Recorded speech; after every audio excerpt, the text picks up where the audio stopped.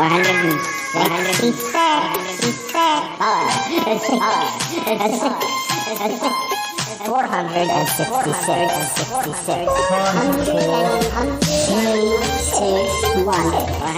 the Shy Life podcast. Yes, but it's a positive thing. The highlight, the Shy Life. You won't find a cast of characters like this everywhere. Hello, Paul. Delicious. This particular episode of the Shy Life is a little more abstract than usual. Okay, looks like the hairy guy is ready to record. 3, 2, 1. Go Shy Yeti. Oh, I hope he hasn't found out my secret. I think he has. Hello and welcome to another episode of the Shy Life podcast with me, Paul the Shy Yeti. How are you doing? I'm all right. Yeah. Today we're continuing a tradition that we've held for the last 3 years, and we've got two special guests who are going to tell us a bit about their podcast. But I won't say any more. Let's just run the theme music, and when we come back, then I'll explain what's going on. It's time for my old buddy, old pal from across the channel, across the pond, Paul Chandler, the Shy Yeti. He's not that shy. Oh, it's the Shy Life podcast. Yeah. All I wanted was a pie. And then I hatched out of an egg. Okay, bring the mic over. He's ready to record. It's the quiet ones you've got to watch, you know. Is it metaphorical? Is it deep? Is it deep? Boy, he's not all that shy, is right. Shee. Blimey, Governor. It's the Shy Life podcast. If you thought that was bad, just listen to this. Oh, I can't wait. I can't wait for it to begin. It's the Shy Life podcast. He's positively glowing.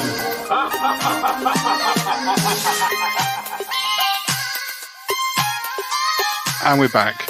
So, have you guessed who our guests are this time? You probably will have done you've read the show notes. If you shouldn't read the show notes before you listen to the show. Anyway, we've got Toppy Smurley here and DJ Starsage from Matinee Minutiae.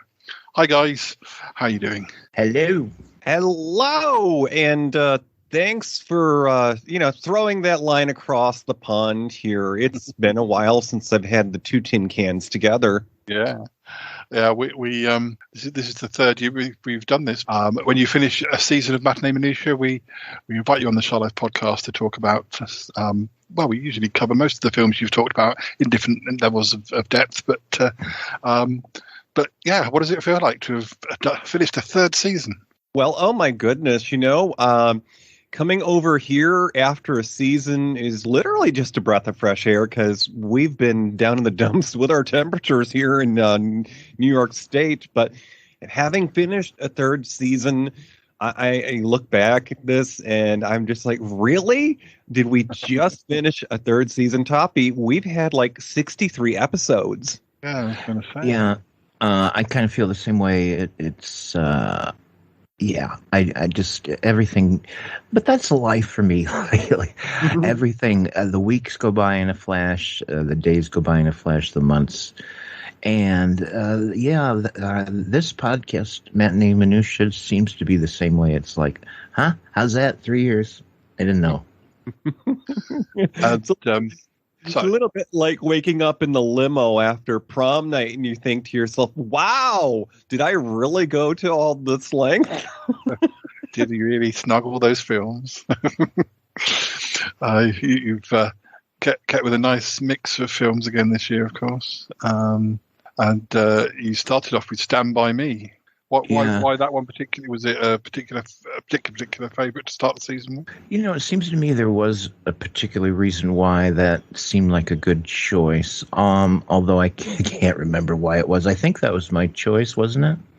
It was. Yeah, and I think I just thought, wonderful film and so memorable, and those kids all give such a great performance. So.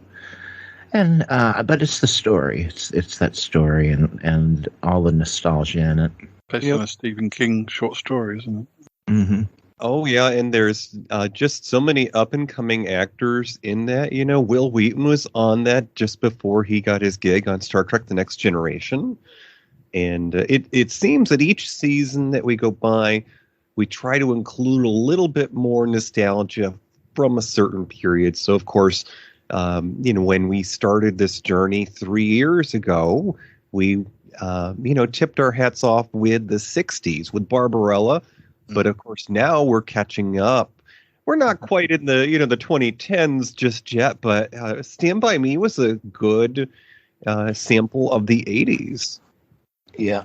And also, folks should know we don't start the year out by planning the entire schedule of movies.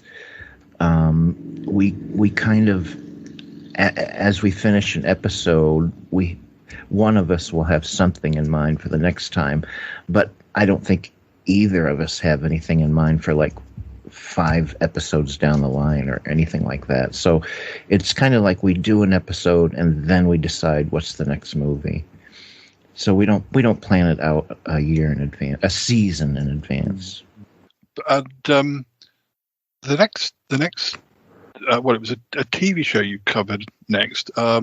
This is not one I really know anything about. I don't even know if it was shown over here. It may have been. I might have just missed it. But Step by Step from 1991, an ABC comedy with Patrick Duffy and Suzanne Summers. The only thing I know about Susan Summers is years ago, a friend of mine who liked to buy me weird birthday presents bought me, because it was particularly around the time I was performing my poetry a lot, he bought me a book of Suzanne Summers' poetry, which is quite unique, and I'm not quite sure when it was written. So I didn't know much about her.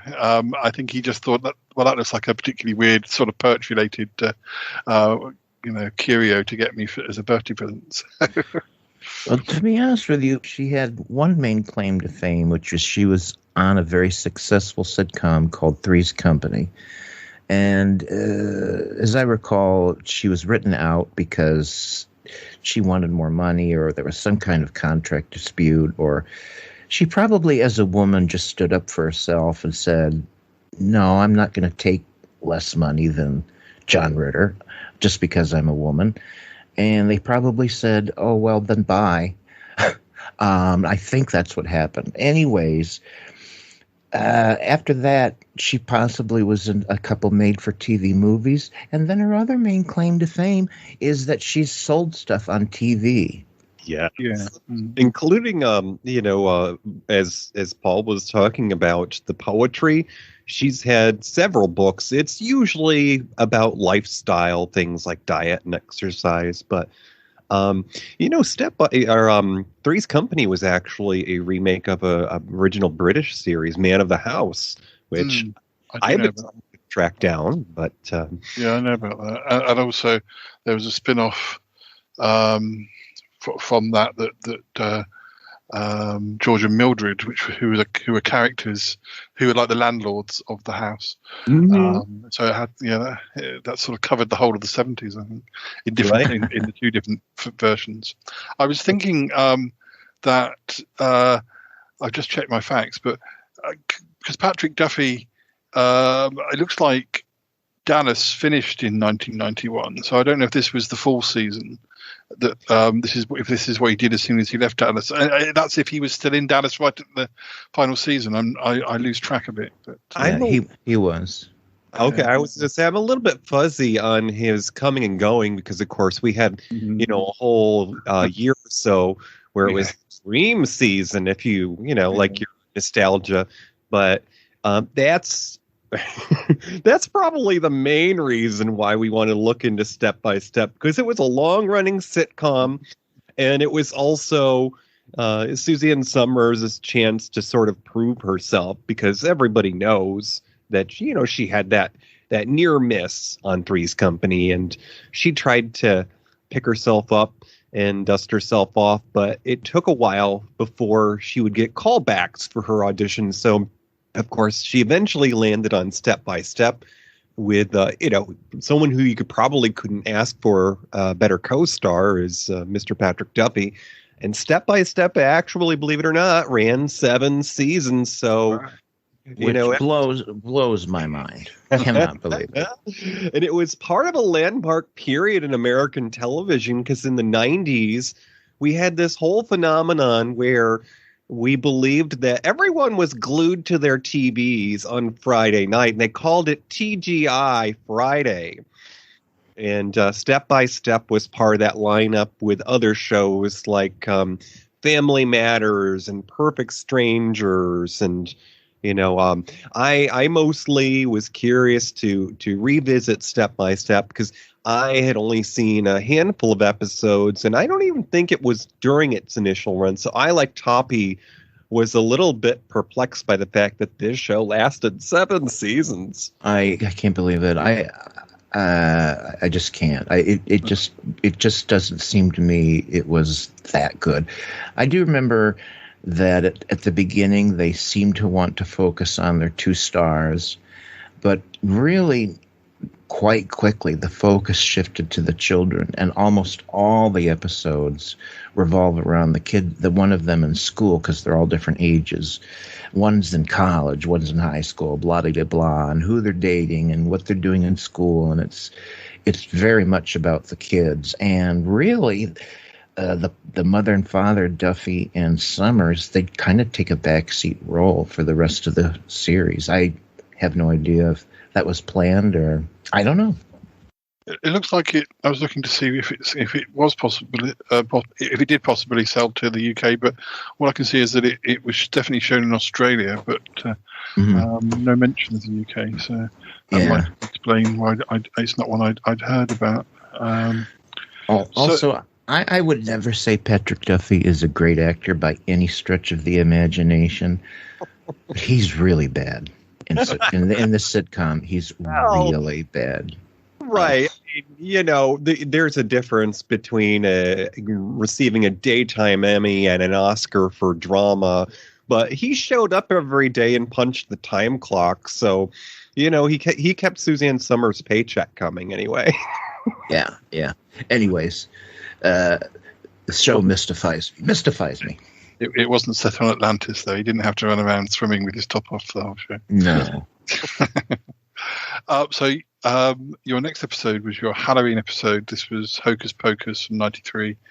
And you had a returning guest, Amanda Martini. Welcome to the beautiful historical marionette theater. You're just in time for our Halloween show. It's going to be a spooky good time. Grab your seats. The show is about to begin. Max and Danny are 2 kids who've just moved to the spookiest town in the Commonwealth. At school, they learned the local legend of 3 sisters who were witches. Trying to impress a girl he met at a party, the teenage boy ends up triggering the return of the damned. Will they find their parents in time to get help? Will the witches figure out how to break the curse that will snuff them out again? Will little Danny score her favorite candies? Grab some salt, a broom, and your walking shoes. It's time for Hocus Pocus with Bette Midler. So we have a special guest tonight. Oh. I will have to get the maintenance guy on that. Please put your hands together for the mysterious and fabulous magical Amanda Martini. Hello. Hi, Toppy. Hi, DJ. Hello. So happy to be back. So welcome. So wonderful to have you back. Welcome back to the Marionette, Amanda. I hope that we got all those green M&Ms out for you this time. Yes, but next time Skittles. Skittles are better. Oh. Taste the rainbow. Yo, most definitely. So tonight we're talking about the early 90s comedy, fantasy, Hocus Pocus. And as our guest of the hour told you, it starred Bette Midler and Kathy Najimy. And Sarah Jessica Parker. They all got top billing. They sure did. And I think I only saw Hocus Pocus for the first time about a year or two ago. So I would have, I recognised it when you talked about it. But I had you done it perhaps if you'd done it in season 1, I wouldn't have known it. But whose choice was this? Well, I'll give you a hint with the lead in there, but I would say that it's probably fair to guess that this was this your first time seeing this, Toppy? By the way, yes, my choice. Yeah, DJ really wanted to do it, and I thought, it's perfect. One of the things we were still doing at that time is because of COVID and just everything seemed so serious and heavy, and we kind of stuck with light material, which I think was wise given that year of COVID. And Hocus Pocus seemed like a fun Halloween movie. And no, I'd never seen it, believe it or not. Well, no, I'd not until quite recently. 93, I was at university, and probably, with that, I guess it was sort of in the cinemas over here as well around that time. But I think I had to pick which films I went to see back then, just for sort of, of course, all my money was going on books for studying, not records or videos. No.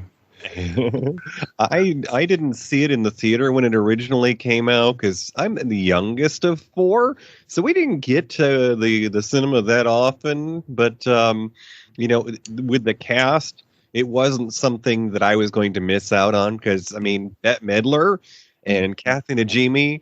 Now, number one, of course, I had seen Kathy Najimy in the Sister Act films, and she was easily my favorite in those because they evoked such a nostalgia for the original. I call them the Nun movies that had Haley Mills in them. They were The Trouble with Angels and Where Angels Go, Trouble Follows, with Rosalind Russell as the not quite the Mother Superior, but the senior teacher nun. And anyways, they did well with Kathy Najimy in this film because she was just the perfect comic relief. I think you summed it up best when you talked about Kathy Najimy's character in Hocus Pocus, Toppy. Remember what you told me, the reactions you had to the scenes with, like, when she lost her broom?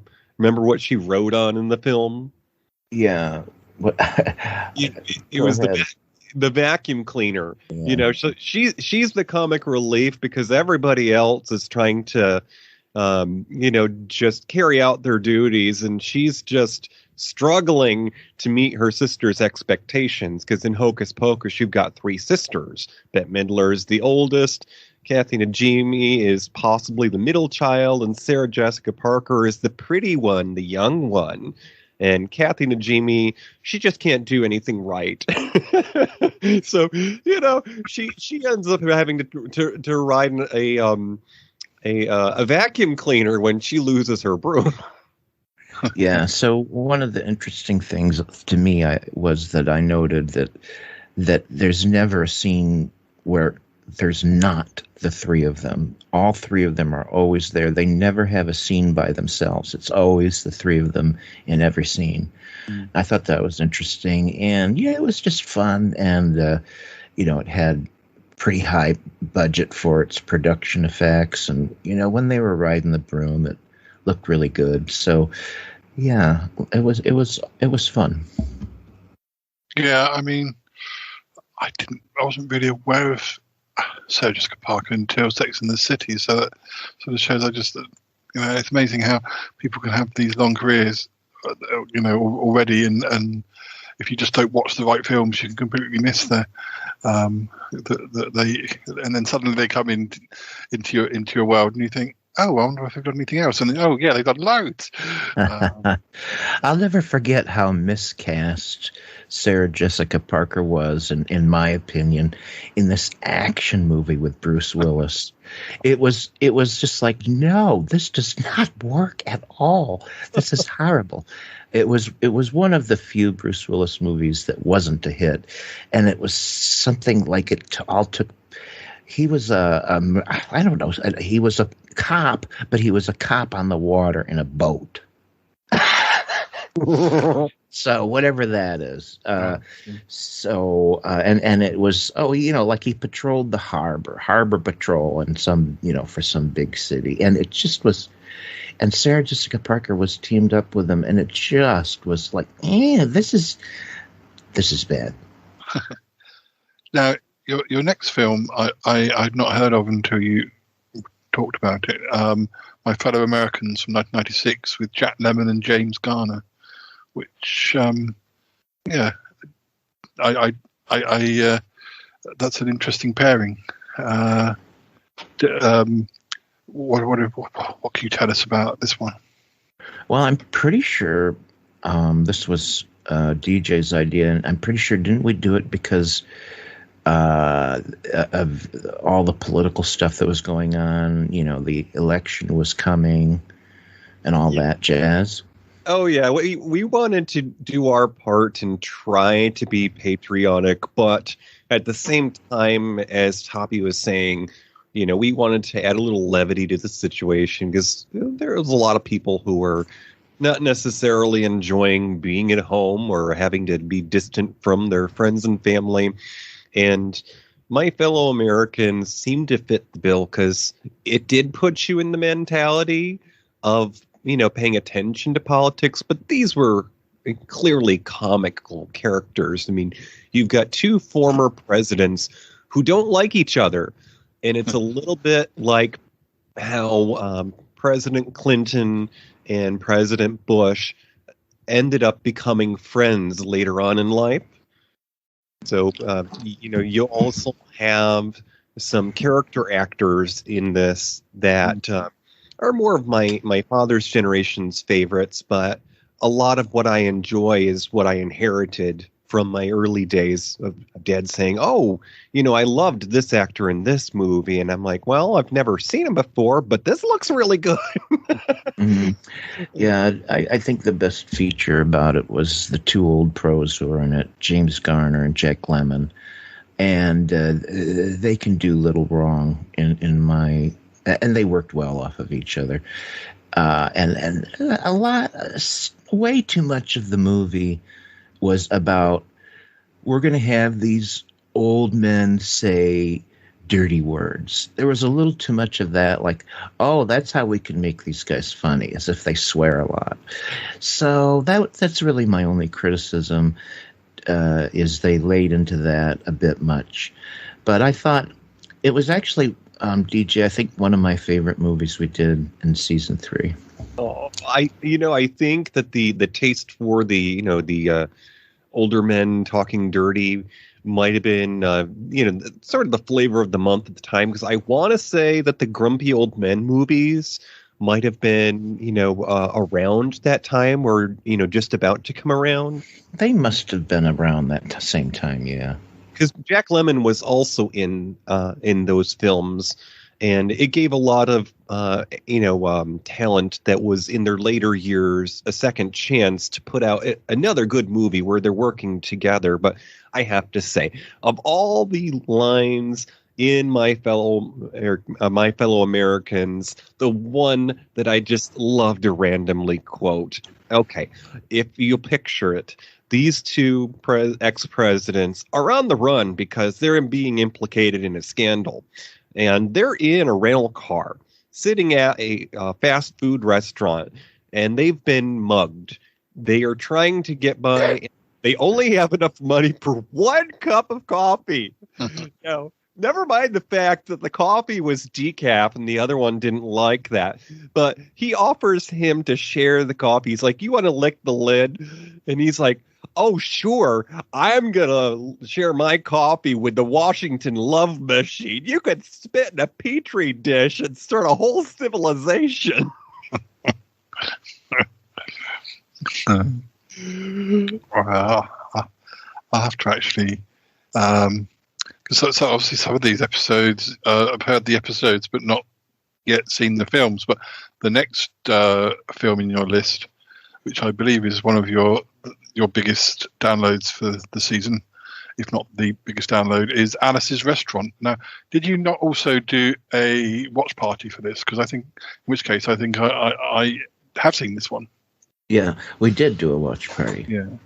This was around Thanksgiving, wasn't it? I think it was our first watch party. If it wasn't our first, it was one of the first. I don't think we had done too many. Yeah. Oh, I think we tried to do a watch party for Hocus Pocus. Hmm.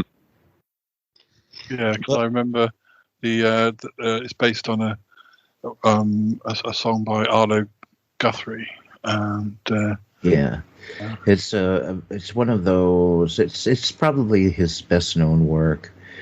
It's a very long song about a Thanksgiving day in this small town where they get into some trouble with the local law. And the movie expands on it and fleshes it out and introduces many more characters. It's, I think, a fascinating movie. I absolutely adore the way it was filmed. It was very, I guess the name for it, the French gave it, was film verite, where they took the cameras and the sound equipment, and unlike most of what was being done, where it was finished off in sound booths and on sets, and a lot of dubbing, they took the camera and they got what they got. It was just a style that kind of broke out at that time, and it was very anti-Hollywood. All the young kids, all the young directors were doing movies this way, and it gave it a more real feel, and that's Alice's Restaurant. And it's a strange movie. It's funny, it's poignant, and it's not all a piece of cake. I guess that's what I remember thinking, that we're basically looking at a group of hippies, and they do drugs, and they smoke marijuana, and they drink a lot, and they party, and that seems to be the motivation for their lives, is partying. Now, not partying like kids, but adult partying. And not to mention, partner swapping and a little hanky-panky going on. And it decides to not just show it as, oh, isn't this the greatest lifestyle we've invented ever? It shows it, a lot of it's really painful. I thought that was the most interesting thing about it. What was in the theaters that was competing against Alice's Restaurant? I'd like to actually give you a little clip here, a taste of the man behind the story of this film, Arlo Guthrie, a folk singer. And this is a brief moment with Tom Brokaw about 10 years ago. He's speaking about his thoughts on Vietnam. What did you think about Vietnam? My idea was that basically, how are we supposed to be going around telling other people what to do when we weren't doing things right here? You got to remember, in the context of the times, the civil rights movement was going on. There were people who couldn't vote in this country, and yet we were going over there telling those folks what to do and how to do it, and this is the right way. So I thought that was kind of an odd thing to be saying. Okay, so in 1969, because Alice's Restaurant was a film, now it actually was kind of an art house film. It wasn't a wide, release in theaters. It was number 21 in the box office. It only brought in $6 million. But do you get your mind into the time frame of 1969? Here are the hits of the box office. Number 1 was Butch Cassidy and the Sundance Kid. Now that starred Mr. Paul Newman and Robert Redford, both some nice samples of manhood to look at. And let's see, that brought in $29 million.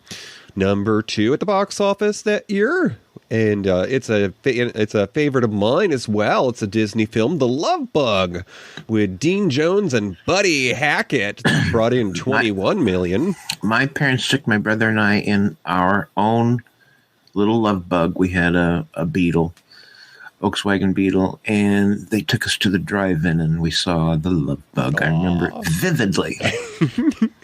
Number 3 was Midnight Cowboy. Now that introduced us to Dustin Hoffman. Actually, it might have been his second film.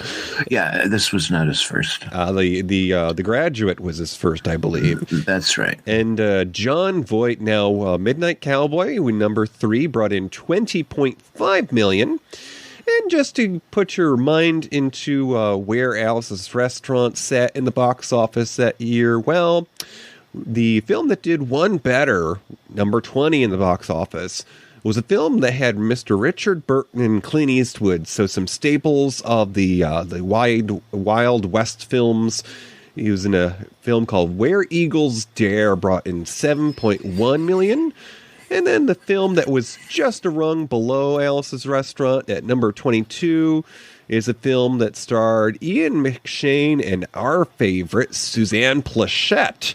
And it was number 22, called If It's Tuesday, This Must Be Belgium. And our watch party was my first exposure to this film. And, I will go ahead and just say that due to my inheritance of that love of film that I got from my father, who, he used to skip school because he was going through an unhappy childhood and go to the movies. That's how he got through life. I've learned from that example that you can inject happiness into your reality by revisiting these great stories. And when I watched Alice's Restaurant, to me, it wasn't about, this is set in the 60s. It wasn't about the clothing or the fashions or, the time frame. I'm just seeing it as this character, Arlo Guthrie's character, is a young man who's going through life, and he has all these challenges. At the time our country is at war, there's a chance that he might actually be, drafted. And his friends are disappearing. He's having to do odd jobs to get by. And he's got friends that he tries to keep in touch with, but suddenly they're being disconnected. Somebody may move or may end up going to war. So there's or dying of a drug overdose, as one of the characters does. Yes. So to me, this was more about seeing the story of a young man who's going through a difficult time. And it just so happens to be set in that time period that we're still at war in Vietnam. Yeah, it's very much of that time, but I agree with what you said. It's not a film that it was a product of its time, but I think came out in '69, didn't it? Yeah.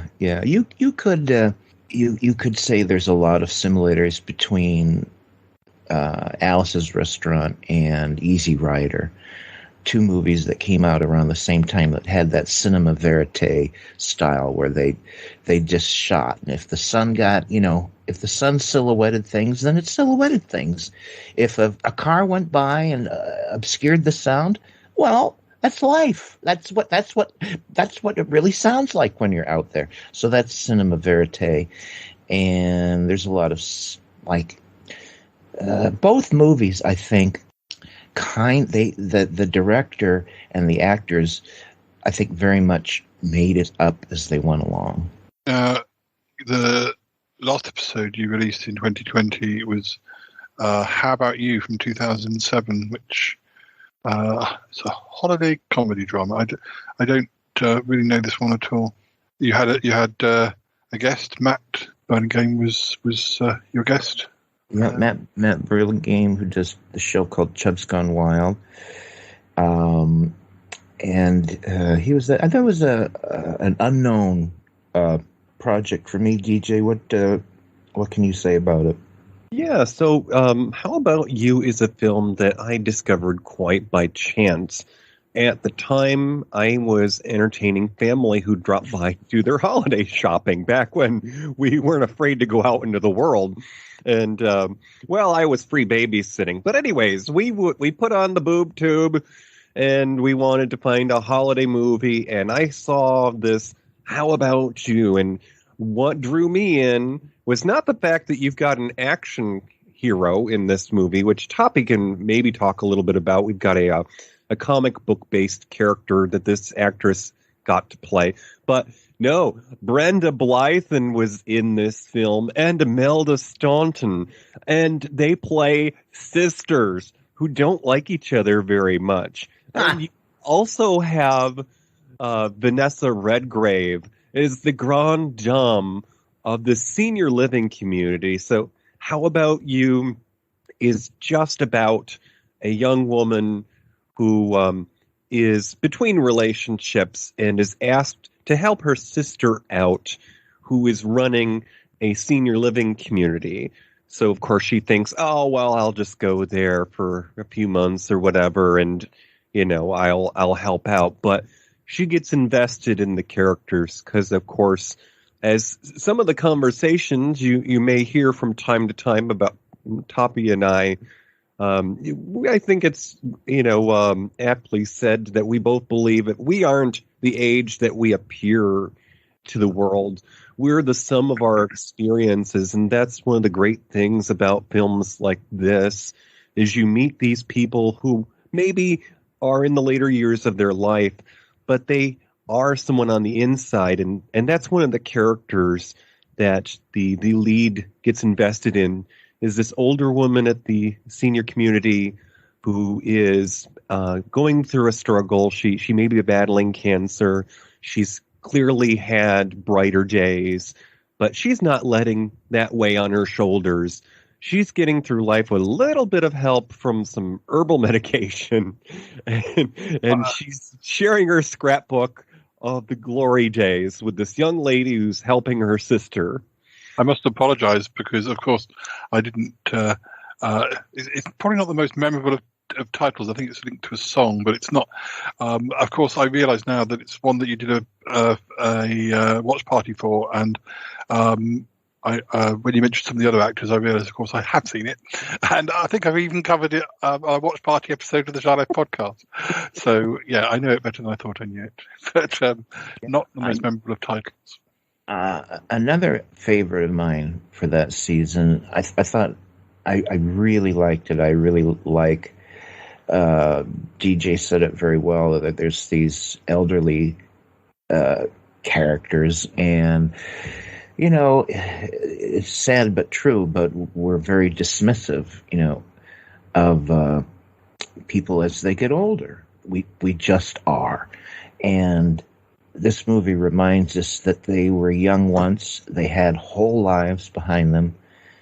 They did things. They failed at things. They succeeded. And this movie reminds us that they're still there. They may be older, but these are the people that did these things, and they need a little help now. But there are revelations and from the characters that they bring out in each other. And this is another movie where you could say, yes, it's a comedy, but it's got very real, poignant stuff in it. It's got, I have. There's actually a movie that you probably would fit quite well to a future season of Matinee called Made in Italy. It came out quite recently, but it was described as I kind of thought I'd watch it because I had free access to it. It's a film with Liam Neeson, and it has his own son. I'm not sure how you pronounce it. Michael. It might just be an Irish spelling of Michael Richardson. And it's about loss because Liam Neeson's character has lost his wife, and his son has lost his mother, and which is what happened to them in real life.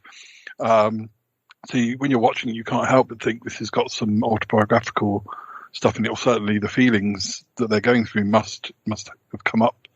And it's described as a comedy drama, and I found it far too sad to be. I mean, it has funny, it's a bit like describing Doctor Who as a comedy because there's some funny lines.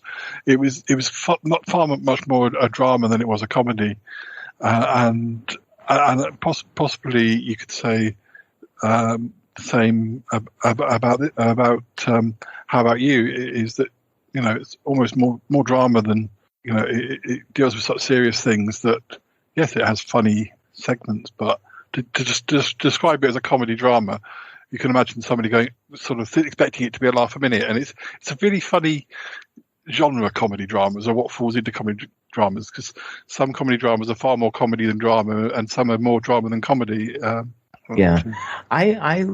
love that mix and movies that handle it deftly, and I think All About You did that to a great extent. I think Alice's Restaurant did that.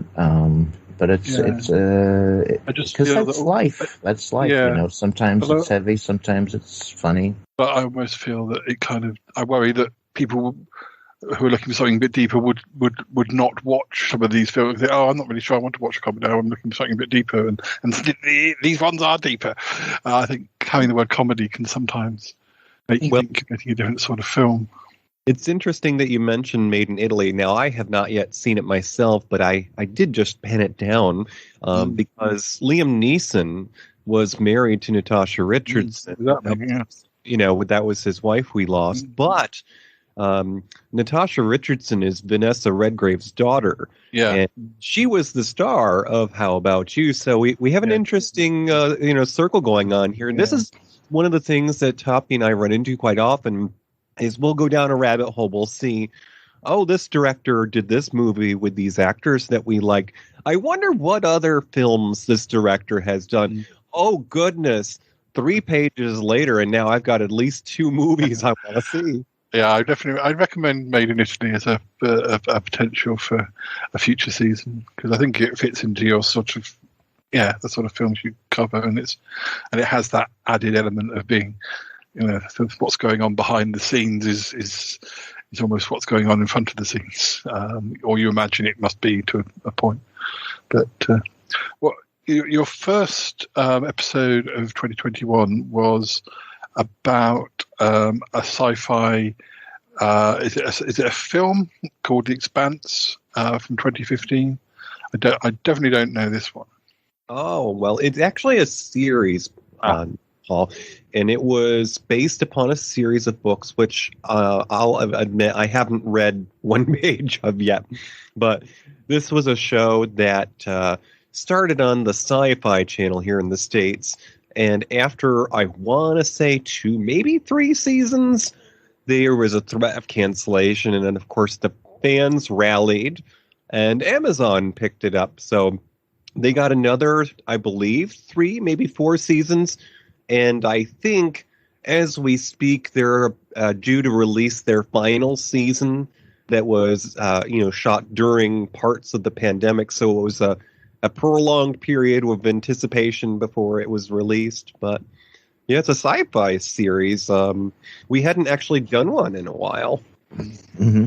I remember I found this one particularly difficult to get into and be prepared for. And it just wasn't grabbing me right up through the end. It was just so many characters, and I felt like I can't, it just seemed like too much material to get to know and understand.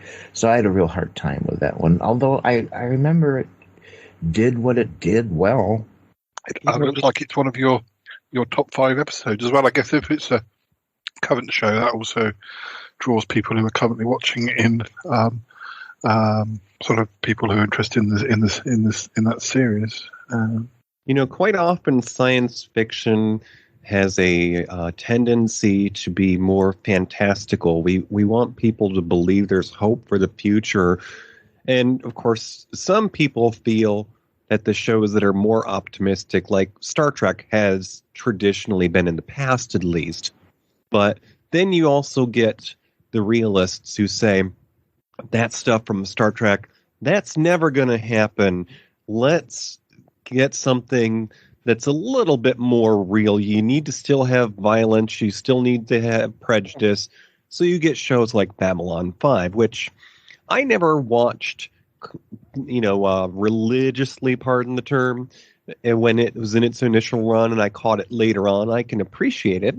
But The Expanse is sort of that, sense of this is possibly the way the future is going to be. It's not going to be all wine and roses. We'll get there, but this is what it's going to be like. And it's about class. Like, the turn of the century stories where you've got the quote unquote working class who are struggling to make ends meet. And then you've got the people on the upper crust who are clearly living it up. And somewhere in between, there's a happy medium. But in The Expanse, you've got all of these people who their way of life is just simply getting by because they're providing for those upper crust people who take it for granted that they have clean air to breathe, that they have water. And they have those things because these working class people have all struggled to provide it for them. Do they get any reward from it? Not really, but that is the reality of The Expanse. You get to see that middle ground, that everything isn't picture perfect in the future. We will eventually get there. And there was some politics involved with that show, which is what was sort of refreshing. You got to see the struggle of those people who provided for the upper class. They eventually decide that they're going to, take a stand and say, hey, we need to have some of the credit for this glory here. Mm-hmm. I do recall that the visualization of this world that the creators, the showrunners were building.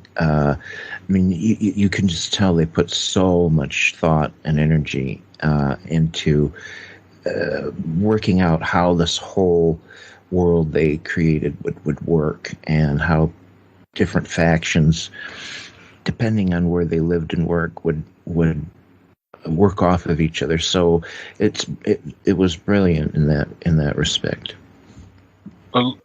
Next up, we have, I think it's your second highest rated episode of the season, and it's one of the oldest films you've covered, Anatomy of a Murder from 1959 with James Stewart and Lee Remick. Yeah, I chose that one just because it's just such a damn good movie, and it has such classic performances in it by Jimmy Stewart. It was just a good, solid movie that was. There had been courtroom dramas before. The Paradigm Case with Gregory Peck, but they all seemed to be of a period, and this was the first courtroom drama that really seemed modern. It still feels modern in a lot of ways, even though it's really quite an old movie now.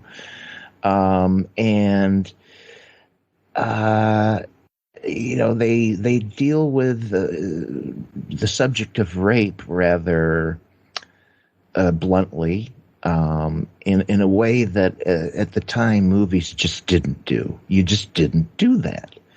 And so it was groundbreaking in a lot of ways, but basically just a hell of a story, hell of an ending. Just a damn good movie. Now, following that, you covered... For your enjoyment, we're going to play a feature here that it may have aired in the theater. It's kind of one of those newsreels. This is the premiere of Anatomy of a Murder in 1959.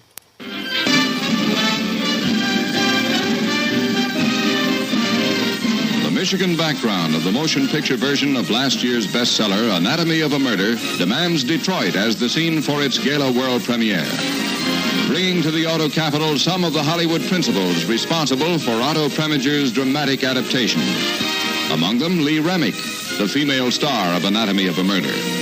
Lawyer Joseph N. Welch, actor Arthur O'Connell and producer-director Preminger, with Mrs. Welch accompanying the barrister-turned-actor. Inspiring a whirlicane of socials such as this press club luncheon, where Miss Remick hears Mr. Preminger thank the citizens of the state for their cooperation during the filming of the picture on locations in Upper Michigan. So continuing the conversation on the story here, Toppy, just thought I would... Before we do, it's worth mentioning that Preminger started out at 20th Century Fox in the studio system, but by this time he had busted out of the studio system, and he was an independent director and producer, and he independently did his films from then on, including this one, Anatomy of Murder. And being free of the studio system enabled him to do subjects like a movie about someone who got raped, and being for that time, very explicit. So, yes, back to the story. Oh, well then, Mr. Otto there is ahead of his time, because it's still another decade or more before that, traditional studio system is sort of broken up and quote-unquote old Hollywood is gone aside. Yeah. So Anatomy of a Murder was one of only a small handful of films like this that we've done. We talked about, I'm sorry, I'm trying to remember his name, the famous courtroom guy that, everyone picked on him because he was a big guy at the end of his career. Oh, help me along, folks. Not Perry Mason, not yes. Burr. Oh, okay. Right. So we had only done maybe a couple of films or programs of this ilk at the time, but I enjoyed it because I had only seen Jimmy Stewart in a handful of roles, and of course, most notably, people will remember him from It's a Wonderful Life, of course. But this was such a different role for me to see him in. I so enjoyed it because he was playing a serious part. And I understand totally how this is one of our most popular episodes, because anything like this where it deals with the details of reality, someone's existence, that's something that's sort of timeless. This type of a series of events could happen now. It's just a matter of time and place that's going to be a little different. Mm-hmm. Yeah, it had clever twists, and I would say that when this movie came out, it was hugely popular. And I don't know this for a fact. You can just tell that this movie spawned a lot of TV material.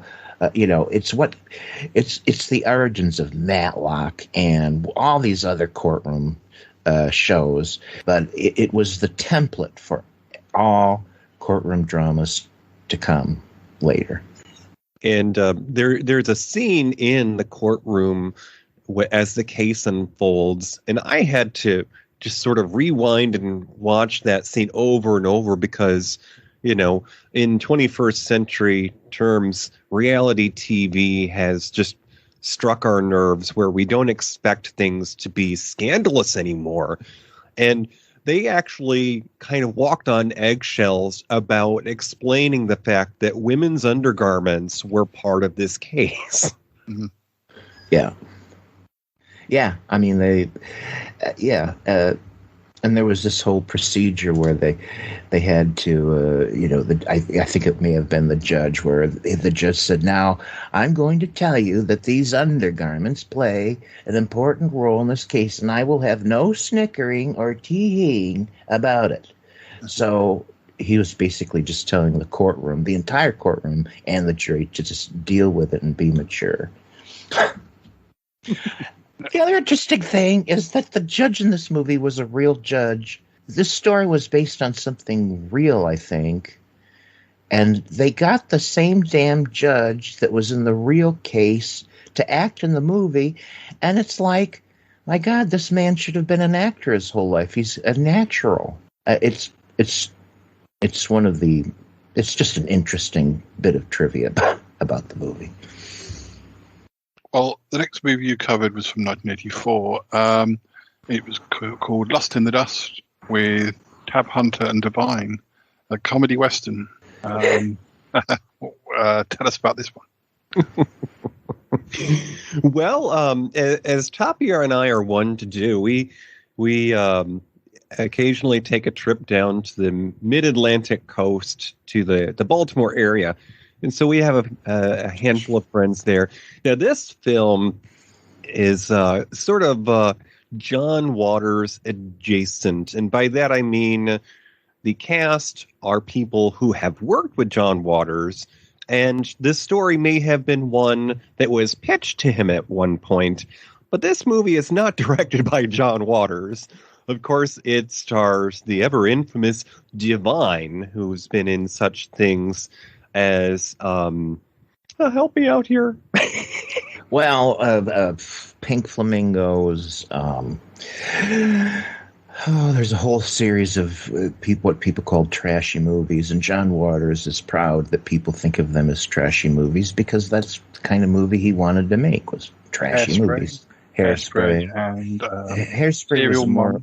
Yeah, Hairspray is a more mature work from John Waters, meant to be of interest to a wider audience. But his earlier films were deemed just too gross and too primitive. And, of course, John Waters just loved that. And he meant them for the drive-in audiences that flocked to see them at midnight. At the time, that's where, where his stuff was the most popular. But anyways, John Waters doesn't have a thing to do with this. No, but in the cast, Lust in the Dust stars 50s era famed actor Tab Hunter and, of course, Divine. And they had previously worked on a John Waters film together, and I want to say it was Polyester. So it's, as I said, it's a John Waters adjacent film. And we strive to talk about the films and TV shows that maybe aren't talked about as much because, anybody can be an expert on the box office smash because everybody went to see that movie. Who hasn't seen Titanic 6 million times? But, these films that were only on, cable late at night because they weren't a hit at the box office. That's what I want to talk about because no one else knows that little gem about what went on at the water cooler. But, Tab Hunter and Divine. Now, forgive me because I'm forgetting her name right now, but the actress who was in the Big Fat Greek Wedding films as the mother, she is in the beginning of her career in this film, and she plays opposite Divine.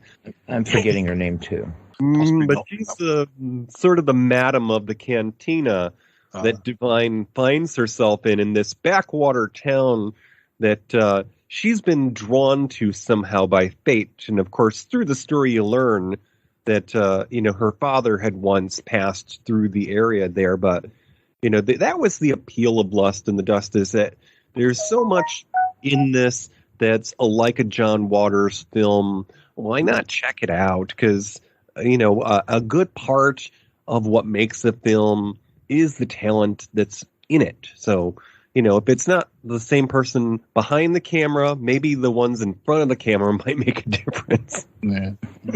Well, the next episode we covered, I was involved with this. Howard and Maude from 1971. In fact, we appeared at Farpoint Virtual Convention talking about Howard and Maude. And I very much enjoyed going back to it, having not watched it for many years, and sort of couldn't believe that I hadn't seen it again more because it was so good. I sort of was surprised that I hadn't been going back to it more regularly. It's one of my all-time favorite movies that I'll just go back again and again to watch because of the performances and the message and the music, and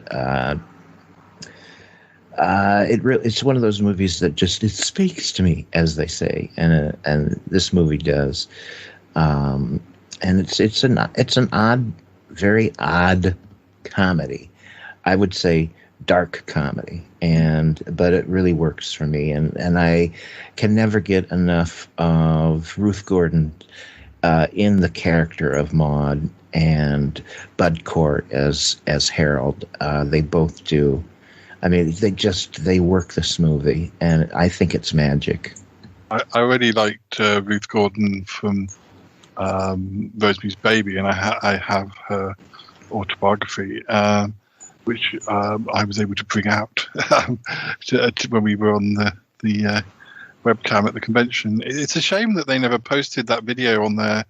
Perhaps they didn't feel it fitted in enough with their sci-fi, but I think we would have got good views had it been on their video site. Because it was one of your most popular episodes. I think there would have been people who might have missed it live who would have watched it. And when you look at their video channel from the convention, there's some videos on there. They've only got 2 or 3 views, and you think, well, if we'd have had our videos loaded up, I think we'd have got at least a couple of hundred. What Paul's referring to is that because of COVID, nobody was actually at a convention in person. It was all done online, and we did a presentation, and it was Harold and Maude. Now, one could ask, why didn't you guys do something science fiction? It was a science fiction convention, and I have no answer for that. It just worked out that way. Well, I mean, by way of a dark alley, it inspired a related science fiction thing. But to pedal back a little bit, because I like to do that sometimes, as Toppy was saying about My Fellow Americans, you have these older people, these senior actors who are just talking dirty for the comic relief. Now, that's how I came to know of Ruth Gordon, was because of the movies she did with Clint Eastwood that starred primates. So she was the dirty talking old lady who threatened to blow people's heads off with the shotgun on her front porch. But just like keeping tabs on somebody that you went to school with who may have been socially awkward, and you're surprised that this person became successful at a certain hidden talent, I'm delighting in the fact that I go back to see these other films that Ruth Gordon was in, including Harold and Maude, because they're just a treasure to discover. Now, adjacent to Harold and Maude, because this truly made me think of it, there is a more recent film that's very much in the vein of this, who stars, unfortunately, gone too young actor Anton Yelchin, who was in the more recent Star Trek remake films. He was in a movie called Charlie Bartlett, and he was a young man who basically acted, older than his own age. But it was very much inspired by that Harold and Maude sense of reality, that he knew something of the world. But, I certainly think that Ruth Gordon is what drew me into Harold and Maude, and just the shock factor of what Harold did, how he approached life when he was set in these social situations where his mother is trying to set him up on dates. And, at one point he sets himself on fire, or at least you think so. And, the other part of this that's a happy accident, if we can call it that, is I later learned that the actress who played Harold's mother, Vivian Pickles, was also one of my favorite Disney films of all times, starring a young Jodie Foster, David Niven, and Helen Hayes, Kendall Shue, and it was a bit part, but after hearing her voice, I'm like, wait a minute, she was in Kendall Shue. She was the maid that got fired for stealing. Yeah, actually, Kendall Shue and Harold and Maude were the only 2 American movies she ever made. Oh, No, she was very in demand in the UK, and that was her career over there.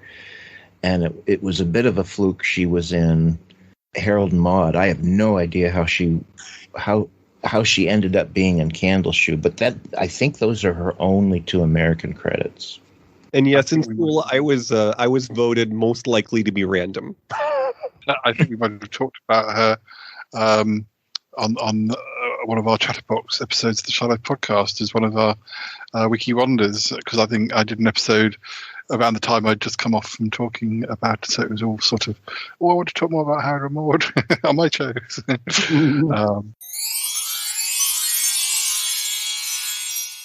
DJ, we have our own guest. We sure do, and joining us from the other side of the pond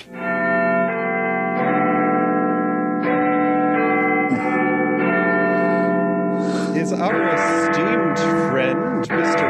Paul of the Shy Life podcast. Hello, great to be here.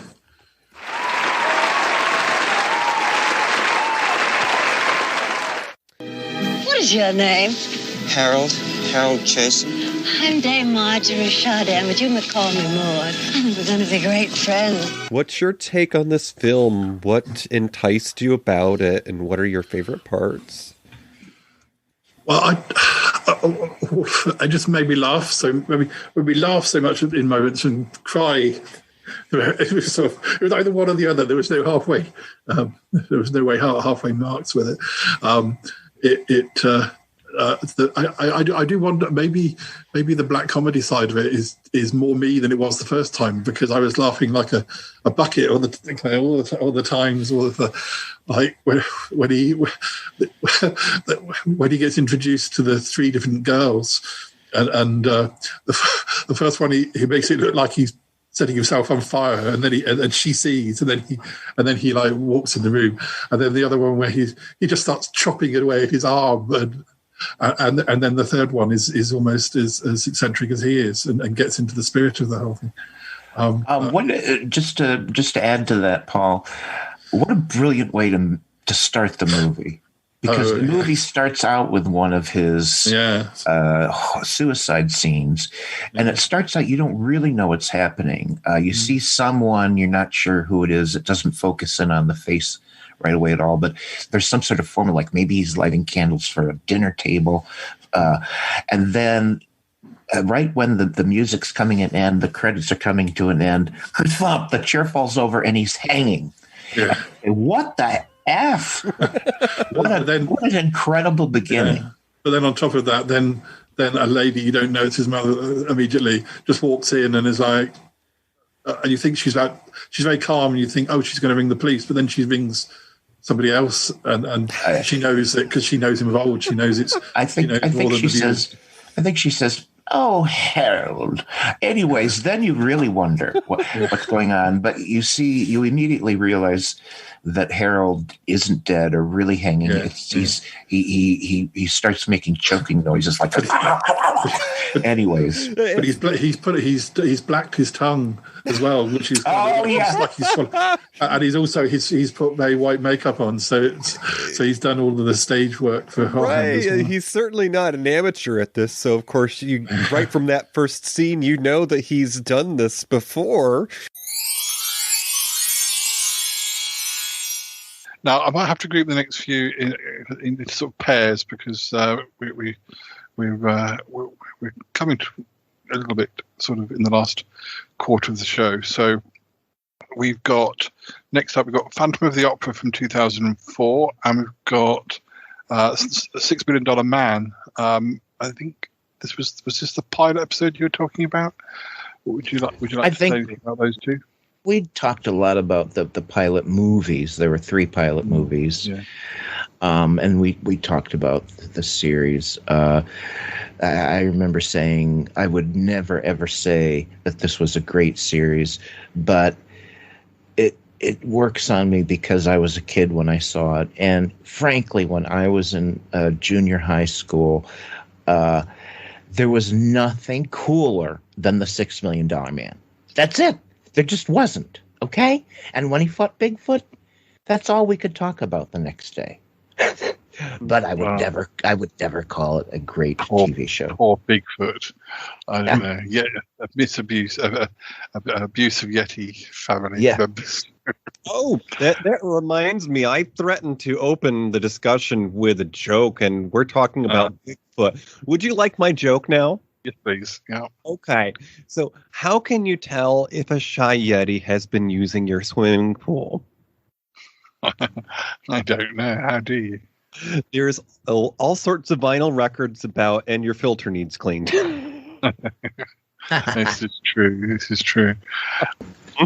So, if for nothing else, I have to tip my hat to the $6 million man and Mr. Lee Majors, because for what it's worth, he normalized playing with dolls for boys. Kind of true.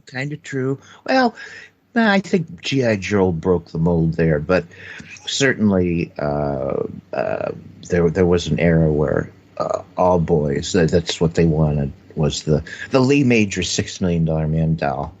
Lee Majors was one of my first crushes, but not in $6 Billion Man, in The Fall Guy. Because there was a scene in the title sequence where he was sitting smoking with a hat on in a tin bath, and 10 or 11-year-old me kind of used to watch the title sequence. Never bothered watching the whole program, but I did always tune into the title sequence. Lee Majors just happened to have that face where he was macho in a way that perhaps Charles Bronson could be macho, but he was also cute.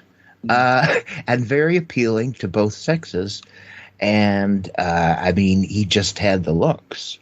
That's just about all there is to it. And he had a really nice career, basically because he was quite a handsome man. As a quite masculine woman neighbor nurse once told me, he had bedroom eyes. Yeah. Tin bath eyes as well. The Phantom of the Opera, I was going to say, in a way, it was the sort of second time that you were covering this storyline, but the first time you covered it was far more obscure because it was Phantom of the Paradise, which is basically the Phantom of the Opera, but you kind of, it's just weird, and it's disguised with lots of weird songs and a sort of Rocky Horror sort of aesthetic. I saw who's the guy that wrote the music? Andrew Lloyd Webber. Thank you. I saw Webber's Phantom on stage, and it was something.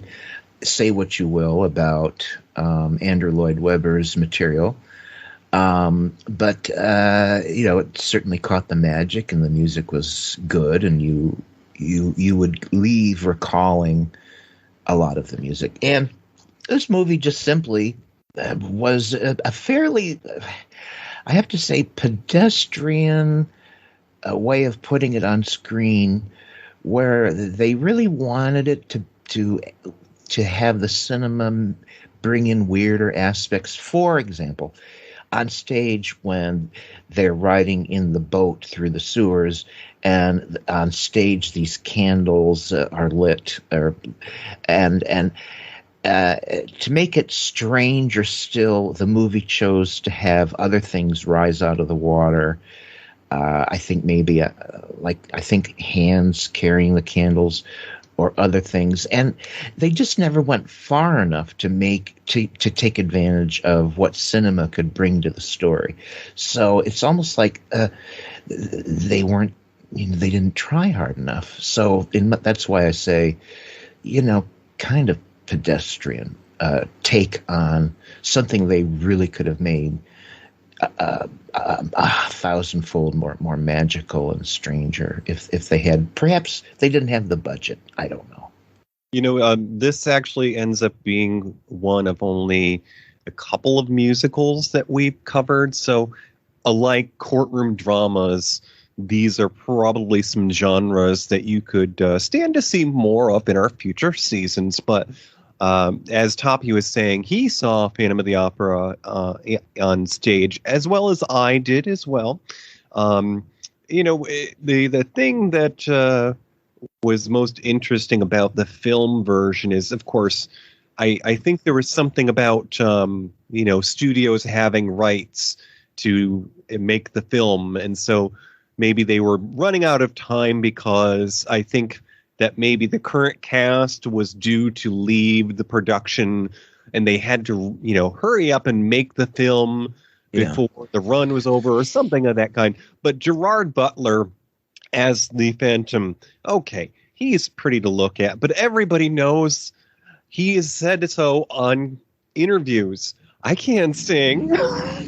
Okay, and all I can say is, if he can't sing, then he sure sounded good to me. I don't have an opinion other than if I'd never heard that, I would have said, yeah, he's a good singer. But apparently people really disagree about this. By the way, the other thing I really want to say is we did another musical called Moulin Rouge, one of my favorite all-time things we've ever done on Matinee Minutiae. DJ, Paul, can you imagine Phantom of the Opera being done with the style, the chutzpah, and the imagination that Moulin Rouge was created? Imagine all the surreal things in that movie, and how stagey it was at some points, but also how they used the cinema, because it is a movie, to do things they never could have done on stage. And imagine Phantom of the Opera being done like Moulin Rouge was done. That's the kind of, that's why I say Phantom of the Opera, it was a pedestrian filming of a stage play. Just, Moulin Rouge was brilliant. Both $6 Million Man and Phantom of the Opera were in your sort of top 6 episodes. So, so the next two we need to talk about are Bubba Hotep from 2002 with Bruce Campbell and Ozzie Davis, and Warehouse 13, TV series on the Sci-Fi Channel. I'll just say briefly, both of these were things that DJ picked up that I'd never heard of in my entire life. Never. And I got to tell you, that Bubba Hotep tickled me to no end. I so enjoyed it. And Warehouse 13, I also liked, but not as much as Bubba Hotep. That movie, I mean, I think I'd call that a favorite of mine, because it's just it's a unique blend of horror and comedy, which is really hard to do well. And I think this movie did it well. Because I know Bruce Campbell from The Evil Dead, but the more the Evil Dead films go on, the more comedy comes into them. So right. I can well believe that he's very good at comedy. So. And Bubba Hotep is very much in the range of, he's playing Elvis Presley, and he does it rather well. I mean, he comes across quite believably as Elvis Presley. Anyways, what do you think about those two? I enjoyed them way more than I ever thought I would. Bubba Hotep was quite an accident I stumbled upon. Clearly and literally, we found it in a discount bin somewhere, and the film came in a little leather jacket like Elvis would have worn. So, I said to myself, there's got to be something special about this film. They've put the character on the outside wrapper, so of course they had to come home with us. But, just on the point of the story, this is one of those rare films where you have characters that are part of history, but now you're seeing their history that has never been told. These are two people who basically were either taken from us due to an early death or just disappeared.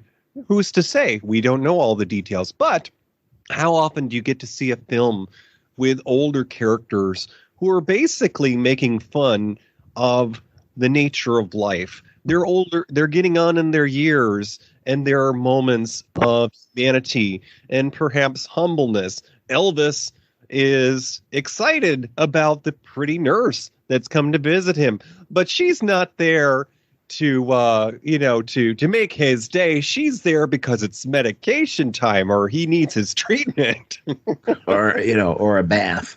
Yeah. I'm currently reading a fascinating autobiography by Sybil Shepherd, which I think she wrote in the 90s, but she talks about her sort of encounters with Elvis, which never quite went quite the way that Elvis wanted them to. But it's a interesting autobiography. I don't know what made me buy it, because there's nothing particularly in my sort of things that I like that Sybil Shepherd's in, but I just kind of thought she'd be interesting. She'd probably tell an interesting story.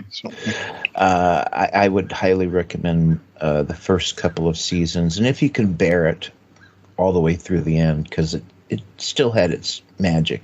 Moonlighting with Bruce Willis and Sybil Shepherd. I want to buy the DVD box set, but it's out of print at the moment. I only ever saw the last episode, which is bizarre, but I remember seeing at the time it was screened, the last episode.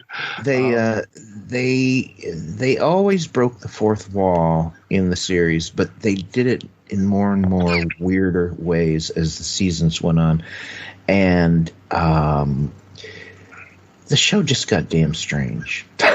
It's weird because it sounds like, I know it's slightly off the point, but it sounds like her 70s, that like her career in the 70s was really big, and then the early 80s was all TV movies and what am I going to do next? And then Moonlighting sort of catapulted her back into a high level of fame again. But, yeah. Now, here's a tip to all of you who are TV and film enthusiasts. If you're like Mr. Paul Sciayetti and you're having difficulty locating a copy of something, it's perfectly legal to shop in other countries for films.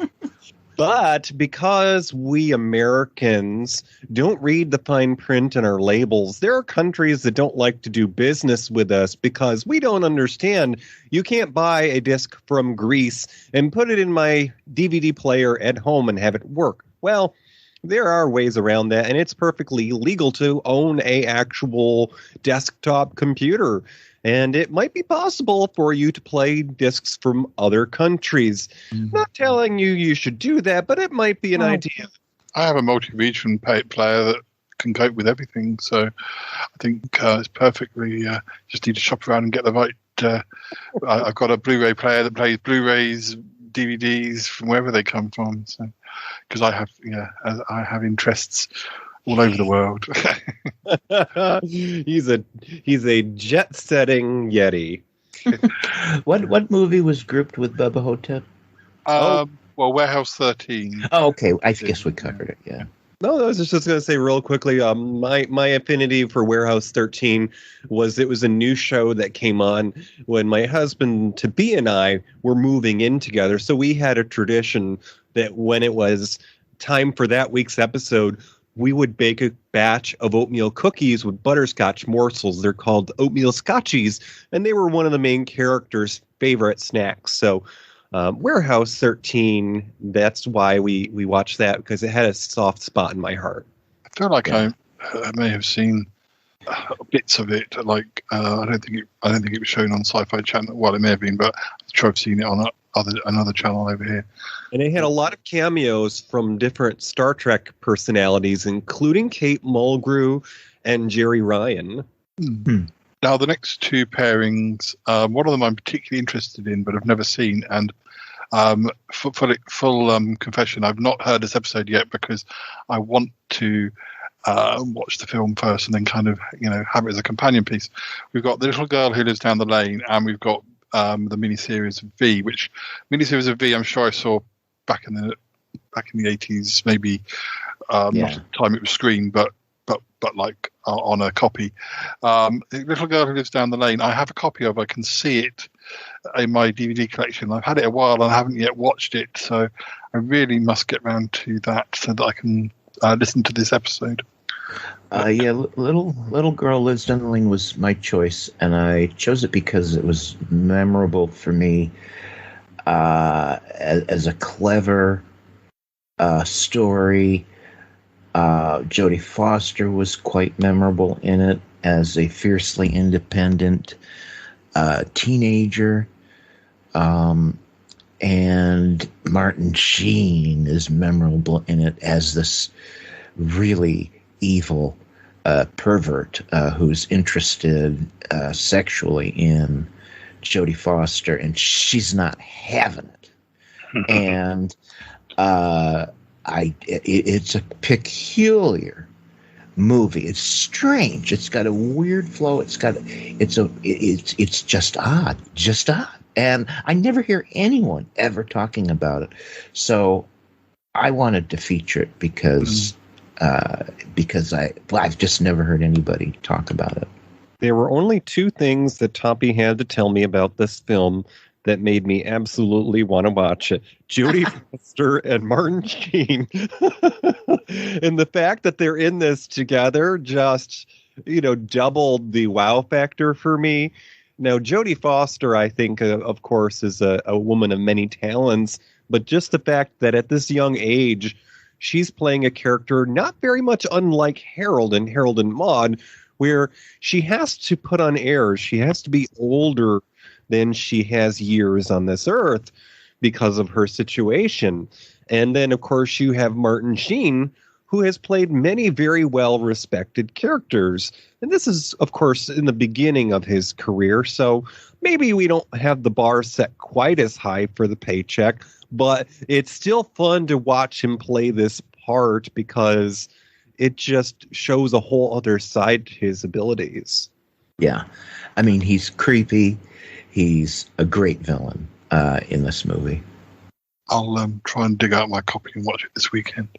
As I've had it for a couple of years. I do buy things and to watch, and they go on my pile.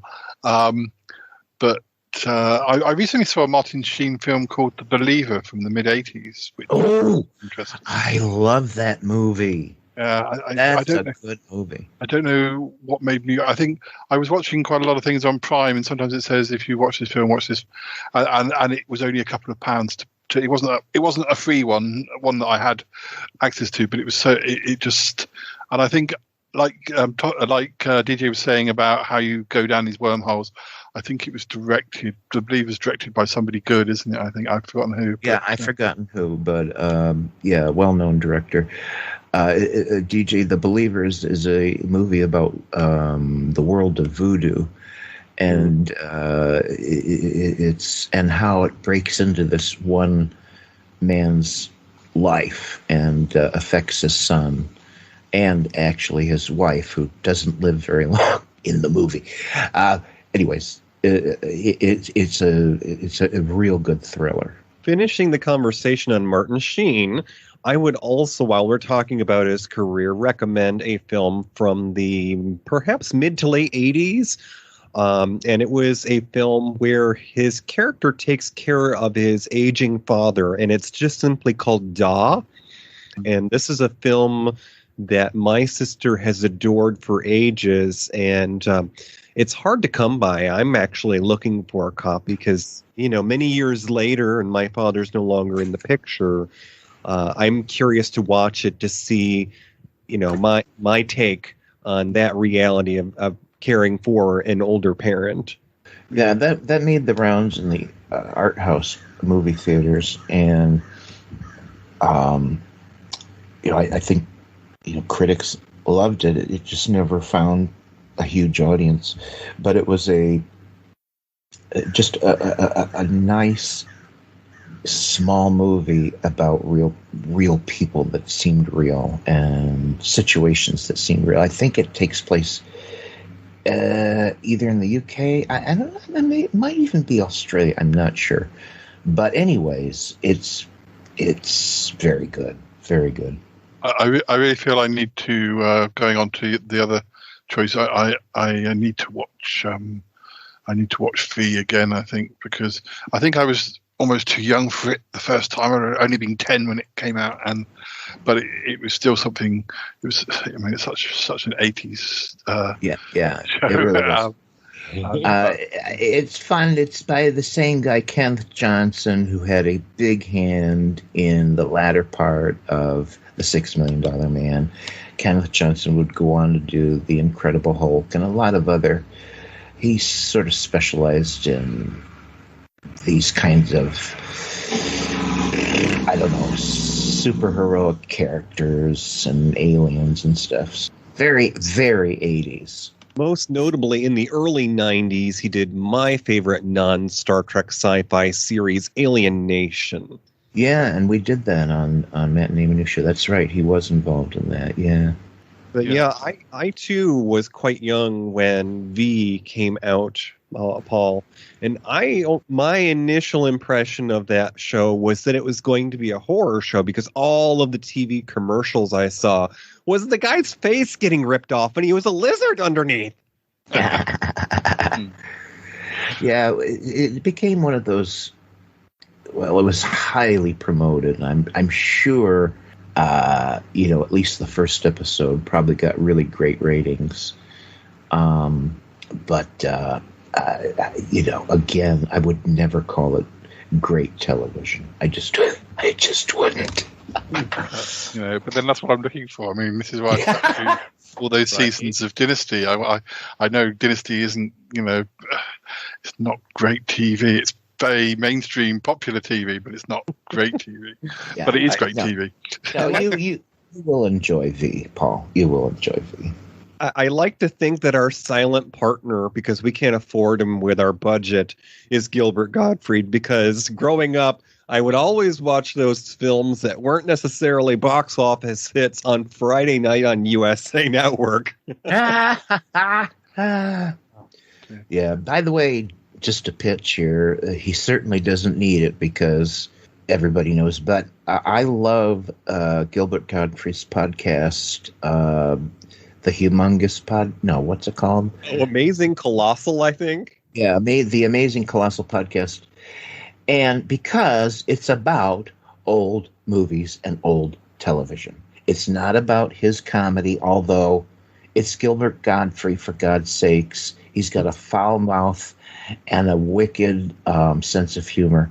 So that all comes out. But it is about old TV and old movies, and I love it because of that. They talk about things that they get guests, that you'd never know a thing about if they didn't have them on the show, and it preserves a lot of old Hollywood and old TV.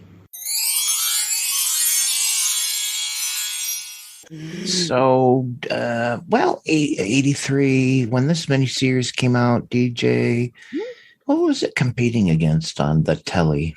Oh, right. So when V premiered as a miniseries, it was a 2-night event, folks.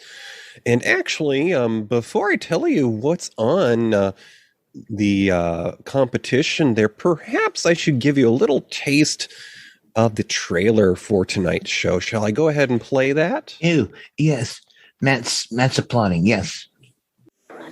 We wondered what beings from another world would look like. And then at the moment of meeting, we learned they were just like us. He doesn't even look like Mr. Spock. We have come because we need your help. Our planet is in serious environmental difficulty. Their purpose on Earth, to save their dying world. The visitors desperately needed to import manufactured chemicals not found on their planet. And in return, we will gladly share with you all the fruits of our labor. The visitors were warmly welcomed into every facet of our culture. It became a kid's dream to sign up with the Visitor Youth Corps. They earned our friendship, and sometimes even more. The visitors became a welcome addition to our lives. They were here to stay.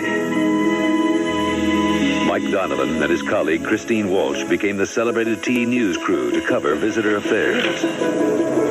But one night, aboard the mothership, Donovan made a startling discovery. The operation is working perfectly. The visitors were lying. They were not like us. They were not our friends.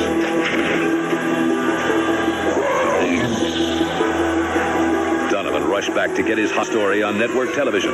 But before the broadcast, the visitors commandeered the airwaves.